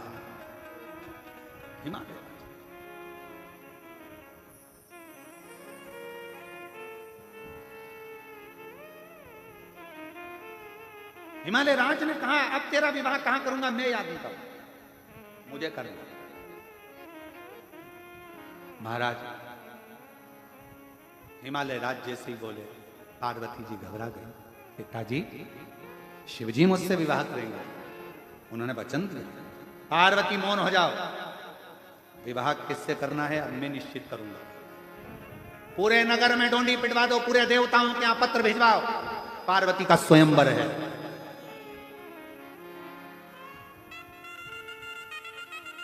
पूरे नगर में डोंडी पिटवाओ और पूरे राज्य में जगह जगह पर सूचना करवाओ, बड़े बड़े राजाओं के पास सूचना पहुंचाओ, देवताओं के पास सूचना पहुंचाओ, पार्वती का स्वयंवर।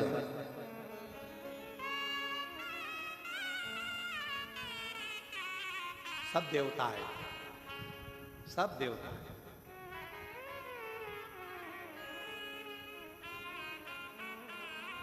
मालिनी ने पार्वती जी का श्रृंगार किया।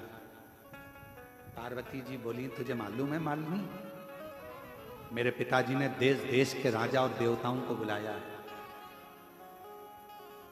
गंधर्व, देवता, असुर सब आए।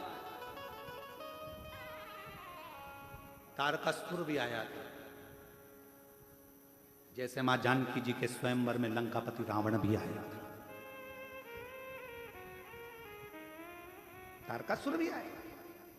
स्वयंवर होने जा रहा है, श्रृंगार कर रही है मां मालिनी, माता पार्वती जी का।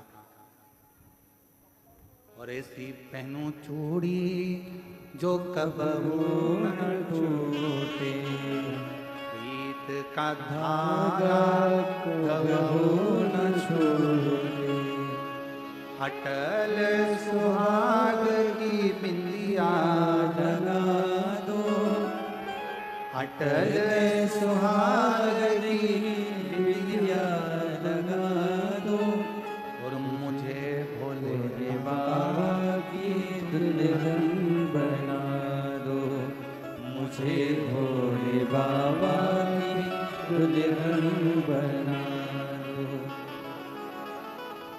सुनो मालिनी मुझे ऐसी सजा दो, सुनो मालिनी मुझे ऐसी सजा दो, मुझे डमरू वाले की दुल्हन बना दो, मुझे डमरू वाले की दुल्हन बना। मालिनी हंस रही है। अरे गौरा, सब आए हैं, पर वो ओघड़दानी शंभू, जटाजूट बांधने वाला, भस्मी रमाने वाला, गलों में सांप पहनने वाला, नीलकंठधारी शिव नहीं आया है।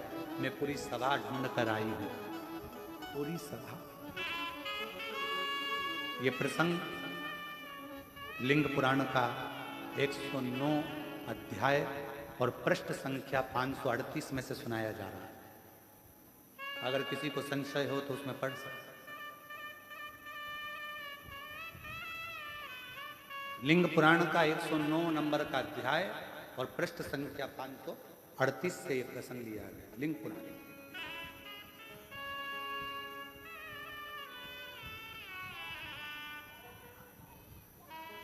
शिव कथा कर रही है और प्रसंग कहा, मालिनी का जो प्रसंग सुनाया है, मालिनी का कहा कि ये क्रमशः मालिनी श्रृंगार करा, मुझे भोले बाबा की दुल्हन बना दो, ऐसी ओणु चूनर जो रंग ही न छूटे, ऐसी ओणु चूनर जो रंग ही छूटे, प्रीत का धागा कबहू न टूटे, प्रीत का धागा कबहू न टूटे।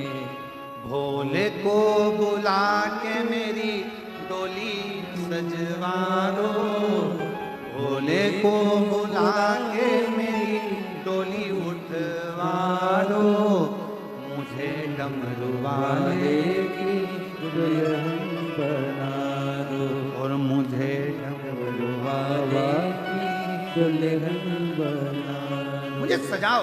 मालिनी ने कहा सब आए, शिव नहीं। चलो तो। मालिनी के हाथ में माला थी, गौरा मैया चल रही थी। चलते चलते चलते चलते आगे पहुंची। सारे देवता देख रहे थे, पूरे गंधर्व देख रहे थे, असुर देख रहे थे। माता का सुंदरता इतनी थी, नेत्र टिके से टिके रह गए। नेत्र टिके से टिके, और टिके नेत्र शिव नहीं। पार्वती मुस्कुरा रही हैं, चली जा रही है। हिमालय राज ने सोचा मेरी बेटी के लिए इतने अच्छे अच्छे वर आए। थोड़ी देर में देखा पार्वती जी की गोद में एक छोटा सा बालक शिशु पार्वती की गोद में आ गया। एक छोटा सा बालक शिशु पार्वती जी की गोद में। जितने इंद्र को लगा बताओ हमारे होते हुए बालक पार्वती की गोद में कैसे पहुंच गया, कौन है ये बालक, इसको मैं समाप्त कर दूंगा। उठाया बच, चलाने के लिए तैयार हुए इंद्र। बालक ने एक किलकारी भरी तो इंद्र का हाथ पत्थर का हो गया। सारे के सारे देवता अपने अपने शस्त्र चलाने लगे। बालक किलकारी करता था और उतनी देर में सबके हाथ पत्थर के हो जाते थे, रुक जाते थे, थम जाते। ब्रह्मा जी भी लगे थे कि ये बालक को तो मैं नष्ट कर दूंगा। इतनी देर में बाजू में बैठा हुआ तारकासुर मुस्कुरा दिया, ठाका लगाकर हंसा।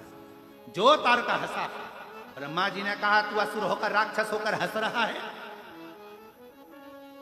तारकासुर हंस रहे थे। ब्रह्मा को लगा बात कुछ जरूर है। तारकासुर अगर हंस रहा है, और तारकासुर किसका भक्त है, किसका भक्त है, जम के बोलो, शिव का।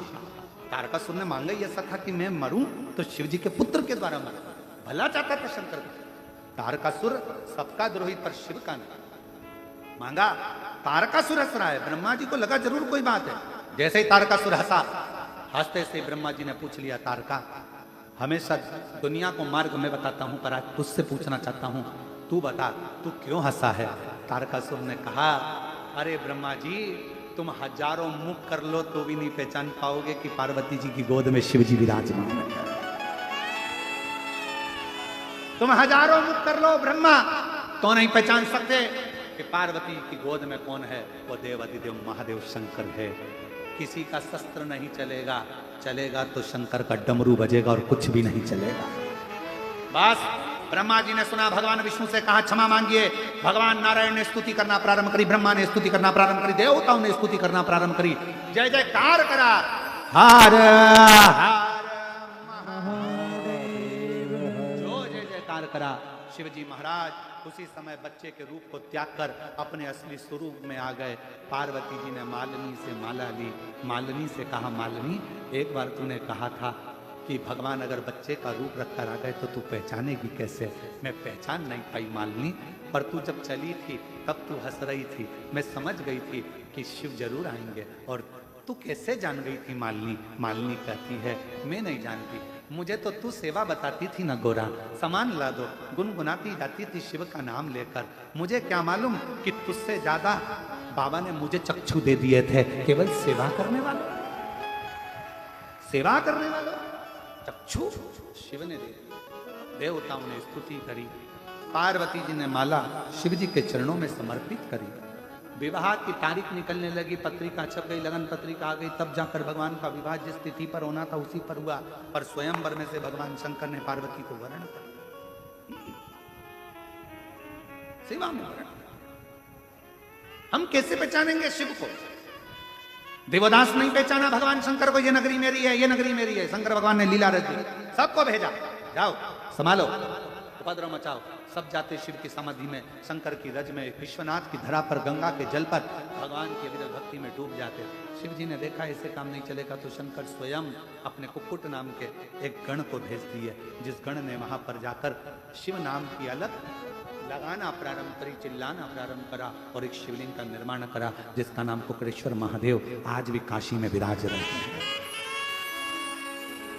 कलवंती का पुरी मां छिपरा के तट पर 21वें नंबर के कुक्कड़ेश्वर महादेव का वर्णन करा था। आज काशी में जो कुक्कड़ेश्वर महादेव विराजमान है उसका वर्णन।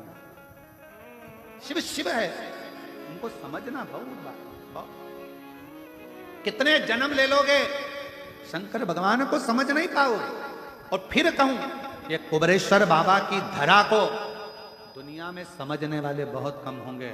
जो आया झोली पसार कर मांगा, जिसको बाबा ने दे दिया, वो आज भी समझता है कि ये भूमि साधारण नहीं है, यहां देने वाला बैठा है। दूसरी जगह पर लेने वाला होगा, पर कुबरेश्वर बाबा देने वाला बैठा है। यहां लिया नहीं जाता, दिया जाता है। यहां दिया जाता है। यहां कुबेर भंडारी जो आता है, दरवाजे से प्रवेश करा और प्रवेश करते से मेरा कुबेर भंडारी दे देता।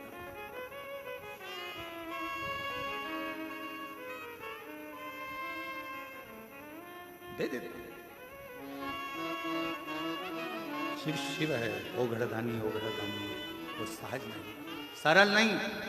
इसीलिए शिव महापुराण की कथा में स्वयं तारकासुर का जब संहार हुआ, तारकासुर को जब सदानंद कार्तिकेय जी ने मारा, तो तारकासुर के 3 पुत्र तारकाक्ष, विदुम्माली और कमलाक्ष की, ये भी शिव को नहीं जान पाए थे। भगवान शंकर ने पशु का रूप धारण कर लिया था, देवताओं को भी पशु बना दिया था। उनके पति बनकर शिव दौड़े थे और तारकाक्ष, विदुम्माली और कमलाक्ष को मार दिया था। शिव जी पशुपति नाथ के रूप में पुजाने लगे थे शंकर का नाम पशुपति। शिव सहज नहीं। और मेरे भोले बाबा को अनाड़ी मत समझो।